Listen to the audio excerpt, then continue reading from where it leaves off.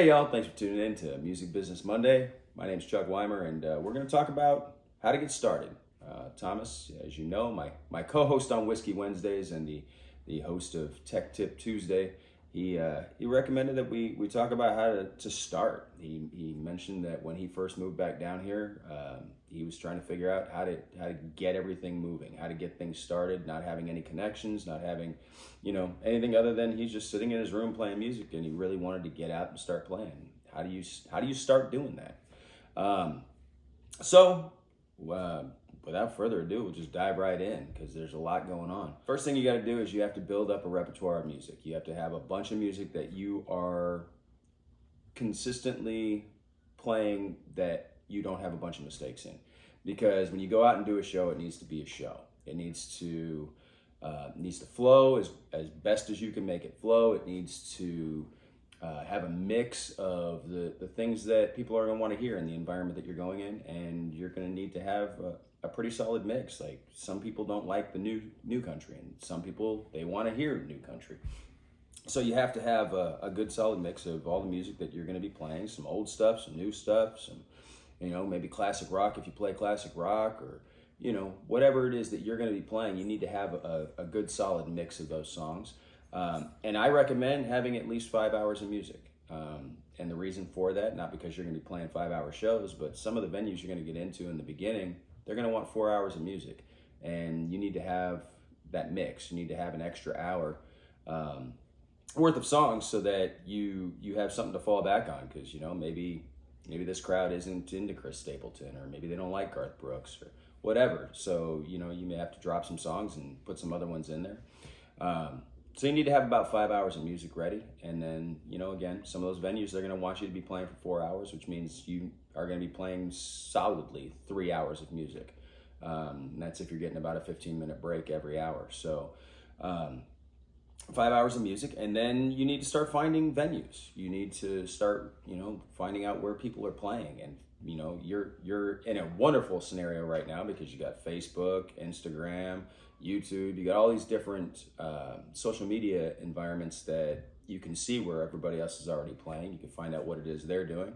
So, go stalk their pages. Find people who are similar to the style of music that you're doing and similar to the style of show you want to put on. And then you go, you find those people, you go look at their pages, see where they're playing, and then you start reaching out to those venues.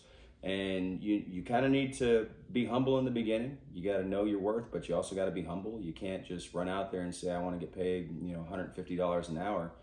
And then you're expecting to get paid, $450 for a 3-hour show.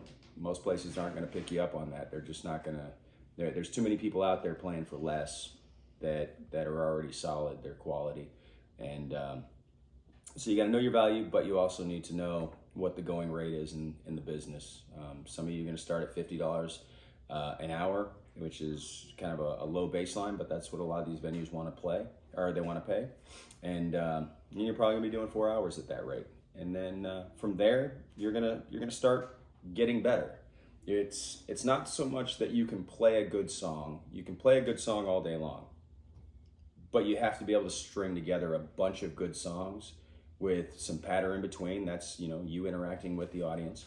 You need to string all that together, and you need to be able to do sets. You got to have your first set, second set, third set, fourth set if you're going to be doing 4-hour shows. And obviously you want to get away from those as quick as possible. You want to get into the 3 hours or less. But you have to have a smooth transition to keep the crowd engaged, because that's your goal. Your goal is to keep the crowd engaged and to make the venue money. You're gonna make yourself some money in the process, but your one job when you go out to these places is to make the venue money. That way they bring you back and they're willing to pay you a little bit more because you're making them more so they can pay you more because they want you back instead of the guy who's just drinking all night. So that's the very beginning, all right? That's how you're gonna get started. You build a repertoire, and then you start scouting some venues, and you figure out where it is that you're going to be able to get into, find out who's playing the same style that you're at and what venues they're at. You get into those venues, and now you're going to start building a resume. And as you're building that resume is going to include, I've played here, I've opened for these people. These are all the things I've done. And you can be the best there is, but if nobody knows it, it doesn't matter. You still have to go out and you have to prove your worth. You have to pay your dues. And I know most musicians hate to hear that. They hate to hear paying your dues, but you know, you're going to pay your dues because you don't just walk out with a fan base. As you're going along, you're going to start picking up people who want to follow you. So with that, you have to have your social media game on point. And I'm blessed because I have a fantastic manager, promo agent, booking agent. She does everything. And I was smart enough to marry her before we even got into this business. So you're going to want to find somebody who's really organized, if you can't do it yourself, to organize all this stuff, because you're going to need to be on Facebook, TikTok, Instagram. You're going to have to be on all the social media sites. You have to, because that's how people are finding music now. You have to be in those places and you have to be able to promote that stuff. So you need to have a good website that links to all these things. And you know, you're going to want to have your merch on that website as well, because anything that you are asked about and don't have on the table is a sale you just missed. And that's what's going to fund your music. It's going to fund consistently having merch available, and it's going to get you down the road to the next show. And I know we're talking about a lot of stuff right now.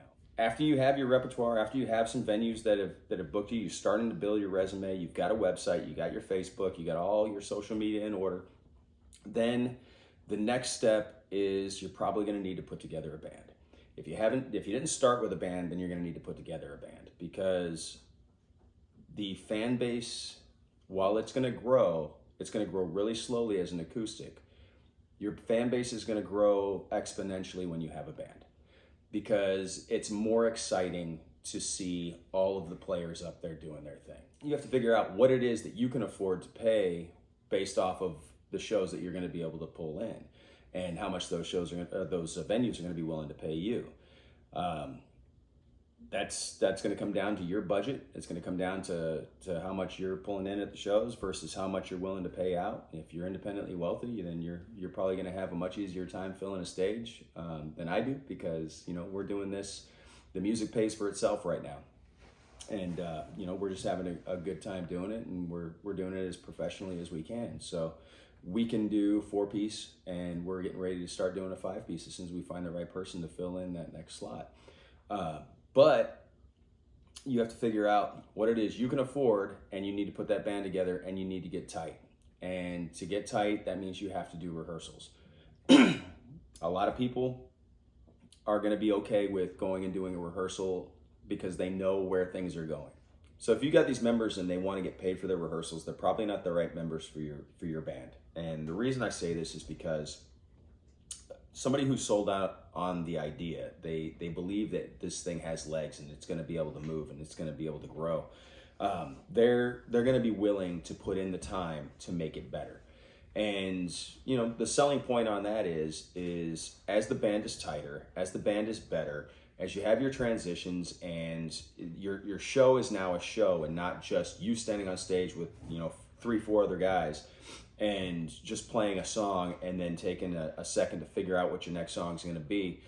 When everything is moving smoothly, then you can start demanding more, because the crowd is going to be into it. They're going to be locked in. They're going to be dancing. They're not going to jump off the dance floor because you're going from song 1 to song 2. They're going to be locked in. And the venue's going to see this, and they're going to be dancing, and they're going to be drinking, and they're going to be spending money, and that's what you're trying to get them to do. So that's the step that we're at right now, is we're working those transitions, and we're getting to the point where we don't have the unplanned break time in between songs, and things are getting tight with our group, and we're having much more success with the crowd, building more of a fan base. And, you know, the venues notice it, they see it.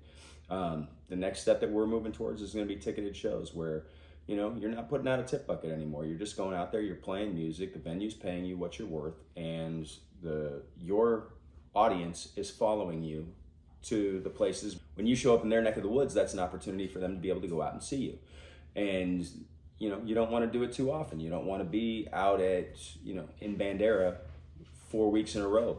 Nothing wrong with Bandera, but anybody who has an opportunity to see you this week, they're not going to be out there next week. So you want to spread everything out. You don't want to be out in the same spot every week. You want to be able to mix it up. Builds up a little bit of anticipation. You know, they want the people that want to come see you. They want to make sure that they don't miss the show, because the next one's not going to be for 4 months, and who knows what's going on during that time. So that's pretty much the zero to Wimer, I guess, is the way that Thomas described it. So that's where we're at right now. That's how you get started. Just to rehash that first point, which is when you're going from playing in your bedroom, maybe doing a Facebook Live here and there, to getting to your first venue, build a repertoire of at least 5 hours of music. That way, any venue that says, hey, we want you to come out, but we want you to do this many hours, you're ready to go. And then you start scouting these places and following the Facebook pages of the people that are similar to you, and then you start reaching out to the venues, and you just say, hey, look, I'm a musician. I'd love to come out and play. This is when I'm available. This is the rate that I have. And then, you just start negotiating from there. And it's not going to be easy. It doesn't start off easy. You got to get that first venue. You might be playing for tips the first time. And then you're going to move on from playing to tips to, all right, I had the crowd that whole time. I need to ask the venue, hey, I need to get paid to be able to come back out here, because I'm putting in a lot of time, a lot of practice, and a lot of everything else. And then you start asking for your value.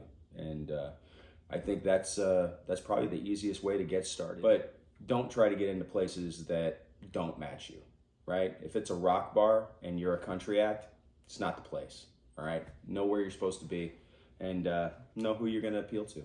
Anyway, that's how you stop treating your dreams like a hobby. You start going to the professional route. And remember, if you do treat your dreams like a hobby, they're just going to stay dreams. All I need is whiskey, Texas, and you. All I need is whiskey.